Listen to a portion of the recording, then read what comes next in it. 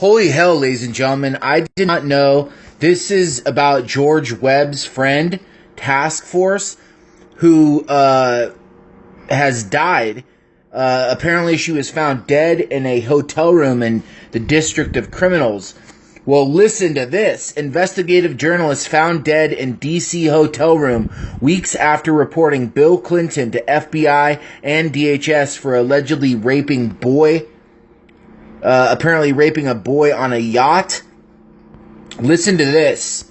Investigative journalist Jen Moore was found dead in a suburban Washington, D.C. hotel room Monday, according to police and shocked and distraught friends and colleagues. And the most well-known person you probably know is George Webb. They would always hang out together, etc. They would go to this park and Task Force. That's what he called Jen. So George Webb is tied into this. This was his friend. Moore died in an apparent seizure. Well, we know that they have things to mimic heart attacks and seizures and stuff like that. I'm not saying it was, but we know that they have those things. And they've had them for decades. And by the way, this was a couple weeks after reporting Bill Clinton to the FBI and Department of Homeland Security. So they're saying Moore died of an apparent seizure. Police are closely investigating the cause of death after former FBI agent Robert Gritz, a friend of Moore's, made inquiries with homicide detectives Monday afternoon in Prince George's County, Maryland. Preliminary reports from police said the death was not the result of suicide. Moore's body was found by employees at the County Inn Suites by Radisson, Washington, D.C. East in Capitol Heights, Maryland. The investigation is ongoing. An autopsy had not been scheduled as of late Monday. Why? Schedule an autopsy. Moore, an advocate who investigated abused and trafficked children, has been in the process of investigating allegations of a 26-year-old man that as a young boy, he was sexually assaulted by Bill Clinton and pimped out at private sex parties attended by other D.C. elites. In fact, just 4 weeks before her death, Moore filed details of the alleged victim's claims with the Department of Homeland Security, detailing the allegations against Bill Clinton. Moore contacted Homeland Security beginning on July 6th to July 9th, records show. A week later, she contacted the FBI with identical details about the victim and the shocking allegations against Bill Clinton. FBI sources report no case has been opened on the evidence supplied by Moore. Homeland Security officials could not be reached for comment. This is a tactic that they use. I know this firsthand. You tell something to the FBI. They do not open an investigation. And then something happens. Well, I'll just say that. Something happens. Maybe with local law enforcement or something weird happens. And the FBI, or you know what I'm saying? You tip off the FBI and then all of a sudden bad things start happening. This happens over and over and over again. This is ruining the reputation of the FBI, these people that are in there.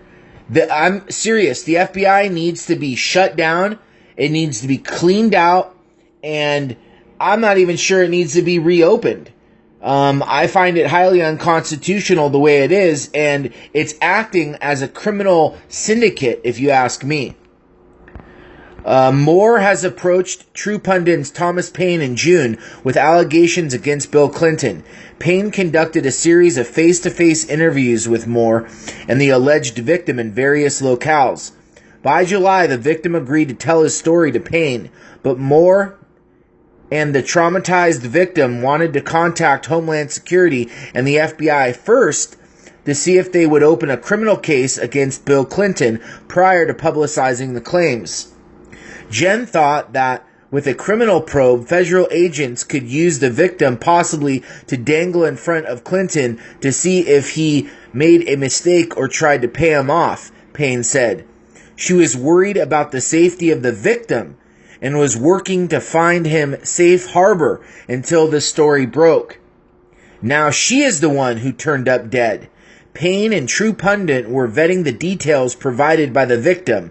Payne said the allegations were credible and the victim's testimony and details were beyond convincing. Payne said Moore accepted the risk with the story and understood things could get very ugly very fast, per conversations with True Pundit's Payne. Here's her tweet, or a conversation. Sent you pics and intelligence and redacted. Have you contacted them? I have appointment at ICE HSPI in morning. Are you going to show his face? I am afraid Rosenstein will have him offed. He is BC protector. I have considered bringing him here for some sort of protection. Not sure. Yes, I agree. Redacted. Tick-tock, tick-tock. She was worried about the victim because he was the first to break the ice, Payne said. There were others waiting to tell their stories, but he was the catalyst. Did she think she could be harmed? Absolutely. This woman was fearless. Absolute warrior. A former cop. I don't think she was afraid of anyone or anything. According to interviews, the victim in this case claimed he was sexually assaulted by Bill Clinton on a yacht in New England and knows the identities of several other child victims who were subjected to identical abuses. They were passed around. At these elite sex parties on boats. The victim also confirmed he witnessed other children and people being sexually and physically abused, and possibly worse, on numerous boat parties.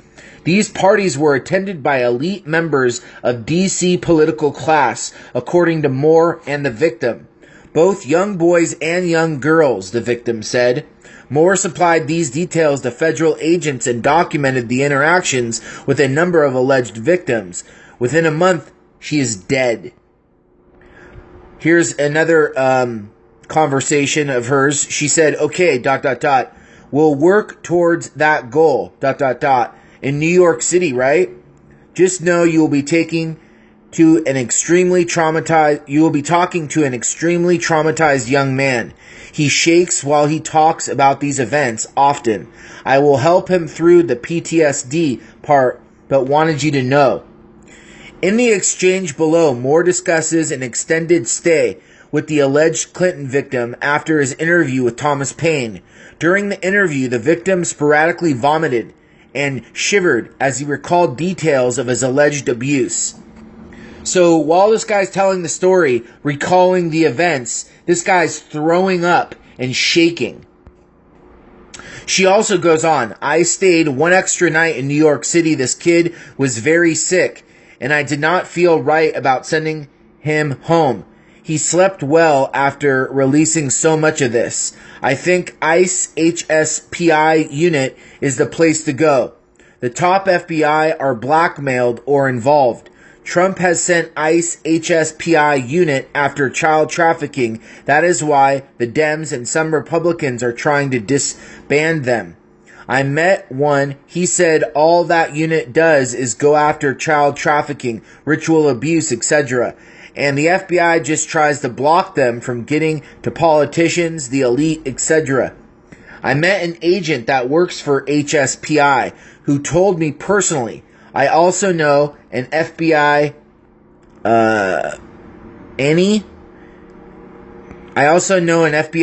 agent contractor who personally trafficked his son as well as other children, uses government computer to produce CP, has TS clearance, mother and children interviewed in 2015, line agents horrified, Tabras renewed his SC and his contract.